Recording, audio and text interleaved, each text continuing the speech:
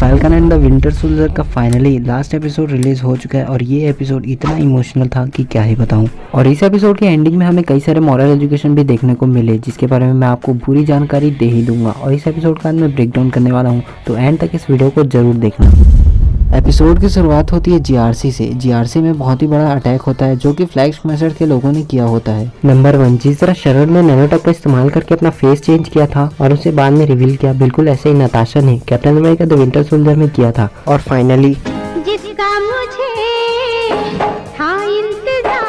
Finally Sam हमें अब captain America के अवतार में दिखने वाला है और सैम का सूट उसे कॉमिक बुक वाले सूट से बिल्कुल ही मिलता है। नंबर 3, यहाँ पर जब सैम लैंड करता है तो पहली बार वो खुद को कैप्टन अमेरिका बताता है, लेकिन वो उससे कहता है कि कैप्टन अमेरिका तो मून में है, तो क्या स्टीव सच में मून में है? और सेम सवाल एपिसोड 1 में सैम से भी जोकर ने पूछा था, लेकिन उसने उसका कुछ जवाब नहीं दिया। नंबर 4, सैम के कैप्टन अमेरिका बनने के बाद उसकी फर्स्ट फाइट बेटरॉक के साथ होती है। बिल्कुल ऐसा ही comic book all new Captain America में सैम की फर्स्ट फाइट बेटरॉक के साथ हुई थी, तो ये काफी अच्छा रेफरेंस था कॉमिक बुक का। नंबर 5, इस डिटेल को तो आपने एक झटके में नोटिस कर लिया होगा। जिस तरह सैम एक शील्ड को उठाता है उस बेटरॉक को मारने के लिए, बिल्कुल उसी तरह स्टीव ने भी उस शील्ड को उठाया था उस लिफ्ट वाले सीन में। मूवी डिटेल्स के मामले में तो मार्वल वालों का कोई जवाब ही नहीं। जब रेड विंग आयला को आइडेंटिफाई कर रहा था तभी वो समझ गया था कि फिलीपींस एयरफोर्स में आयला है, तो ये हेलीकॉप्टर को आसानी से उड़ा सकेगी। इसलिए सैम आयला से कहता है कि जब मैं कहूँ तब हेलीकॉप्टर के लीवर को नीचे खींचना ताकि हेलीकॉप्टर ऊपर चला जाए।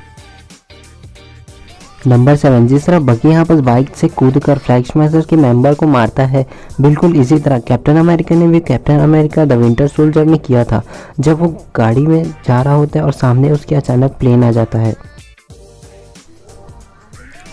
नंबर 8, जिस तरह सैम यहाँ पर ट्रक को पीछे ढकलने की कोशिश कर रहा है, बिल्कुल ऐसा ही टोनी स्टार्क ने होमकमिंग में किया था। वहाँ पर भी जब स्पाइडरमैन गलती की वजह से शिप डूब रहा था, तब आखिरी वक्त में टोनी स्टार्क आकर ही हेल्प करता है। बकी और फ्लैग स्मैशर के फाइट के दौरान एक बहुत ही पावरफुल विलन या फिर हीरो की एंट्री होती है, जॉन वॉकर की।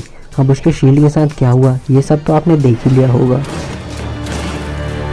और अब फाइनली वेट खत्म हुआ, हमें पता चल जाता है कि शैरॉन कार्टर ही पावर ब्रोकर है। अब वो ऐसा इसलिए करती है क्योंकि उसे दुनिया में राज करना होता है और वो उन सारे सुपर सोल्जर का यूज़ करती है, या फिर यूँ कहें कि उन्हें भड़काती है। और जीआरसी में जो हमला हुआ उसके पीछे भी कार्ली का नहीं बल्कि पावर ब्रोकर यानी कि शैरॉन कार्टर का हाथ था। नंबर 11, अब यहाँ पर जब सैम कार्ली से लड़ता है तो ये भी हमें स्टीव रॉजर्स की याद दिला देता है captain America the winter soldier में।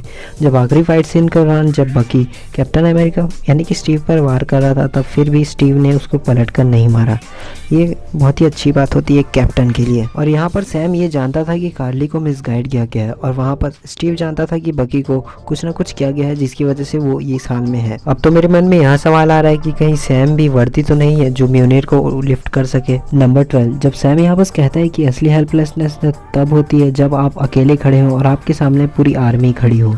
ऐसा वो इसलिए कहता है क्योंकि एवेंजर्स एंड गेम में भी स्टीव रॉजर्स अकेला खड़ा था और उसके सामने लाखों के तादाद में थैनोस की आर्मी खड़ी थी। और यहाँ पर जॉन वॉकर का रिएक्शन देखने लायक रहता है क्योंकि उसे रियलाइज हो जाता है कि स्टीव रॉजर्स यूं ही कैप्टन अमेरिका नहीं बना था। नंबर 13, यहाँ पर कैप्टन की तरह सैम भी बकी के लेफ्ट में खड़ा है, जो कि स्टीव रॉजर्स का famous dialogue on your left में है। जब फ्लैग स्मैशर के लोगों को राफ्ट की तरफ ले जा रहा होता है तब वो उसी बीच में एक बहुत ही बड़ा ब्लास्ट हो जाता है जिसकी वजह से सारे लोग मारे जाते हैं। अब इसके पीछे उस अंकल का ही हाथ होता है जो कि गाड़ी में बैठे हैं। अब वो अंकल कौन है मैं बताता हूँ। ये वही अंकल होते हैं जो जीमो के साथ उसके प्लेन में होते हैं, और हो ना हो इस ब्लास्ट के पीछे भी जीमो का ही हाथ है क्योंकि वही चाहता था कि कोई भी सुपर सोल्जर या फिर सुपर हीरो जिंदा ना बचे। और अब से हमें जॉन वॉकर कैप्टन अमेरिका की जगह यूएस एजेंट के रूप में दिखाया जाएगा, जिसका सूट उसे कॉमिक बुक वाले सूट से काफ़ी सिमिलर है, यानी कि ब्लैक, रेड और वाइट। नंबर 16, जैसा कि मैंने कहा था कि यह एपिसोड काफ़ी इमोशनल था, तो यहाँ पर बकी अंकल योरी को बता देता है कि उसकी बेटे की मौत के पीछे बकी का ही हाथ था, और वो कहता है कि उसके लिए वो बहुत ही मजबूर था क्योंकि बकी का माइंड वॉश किया गया था और वो क्या कर रहा है उसे कुछ भी नहीं पता होता था। वो तो बल्कि होश में भी नहीं रहता था, जिसकी वजह से उसने कई लोगों की जान ली। और फिर डॉक्टर को भी बकी की तरफ से एक गिफ्ट मिलता है जिसके अंदर काफ़ी सारे लोगों के नाम लिखे होते हैं। अब वो लोग कौन है ये तो आप जानते होंगे, ये वही लोग हैं जिनको बकी ने हर्ट किया था, और वो उसमें लिखा होता है आई फिनिश द बुक, यानी कि बकी अपनी सारी गलतियों को सुधार चुका है। और फाइनली एपिसोड जब खत्म होता है तो हमें the falcon and the winter soldier की जगह captain and the winter soldier दिखाया जाता है। और यहाँ पर शेरन को भी उसकी प्लेस वापस मिल चुकी है। अब वो ही पावर ब्रोकर है और वो ही शेरन कार्टर। अब तो वो गवर्नमेंट के साथ मिलकर गवर्नमेंट को धोखा देगी। जैसा कि मैंने बताया था कि इस एपिसोड के एंडिंग में कई सारी मॉरल एजुकेशन देखने को मिली। सबसे पहला तो था रेसिज्म। लोग समझते थे कि कभी भी ब्लैक मैन कैप्टन अमेरिका बन ही नहीं सकता, लेकिन हुआ क्या, सैम काबिल था कैप्टन अमेरिका बनने के लिए, इसलिए वो शील्ड डिजर्व भी करता था। और सबसे बड़ी बात तो ये है कि उसके विंग्स वाइब्रेनियम के हैं, तभी उसके ऊपर एक भी गोली सैम को हार्म नहीं कर सकी। और यहाँ पर जॉन वॉकर को भी काफ़ी बड़ी सबक सीखने को मिली, क्योंकि वो समझता था कि जिसके पास सुपर सोल्जर सीरम है सिर्फ वही राज कर सकता है। लेकिन सैम के पास तो ना कोई सुपर सोल्जर सीरम था और ना ही कोई पावरफुल वेपन, लेकिन फिर भी वो उसके काबिल था, इसलिए वो आज कैप्टन अमेरिका है और जॉन वॉकर एक यूएस एजेंट। और देखते हैं कि अब ये शेरन कार्टर करने क्या वाली है, क्योंकि the falcon and the winter soldier, मेरा मतलब captain America and the winter soldier का एपिसोड तो खत्म हो चुका है और अब माना जा रहा है कि इसे अब व्हाट इफ में देखा जाएगा। अभी तो सिर्फ एक ही पर नजर जा रही है, वो है लोकी और ब्लैक विडो। देखते हैं कि अब इसमें क्या स्टोरी रहने वाला है। और अगर आप चाहते हो कि मैं शाइन-ची का ब्रेकडाउन करूं तो मुझे कमेंट कर जरूर बता देना। और मेरे साइफाई के एपिसोड जल्द आने वाले हैं, तो चैनल को सब्सक्राइब नहीं है तो कर लेना। और मिलते हैं आपसे नेक्स्ट वीडियो में। और लेकिन सबसे बड़ी बात, अगर अब तक आपने मुझे इंस्टाग्राम पर फॉलो नहीं किया है तो कर लेना। मिलते हैं आपसे नेक्स्ट वीडियो में, और हमेशा की तरह thanks for watching this video.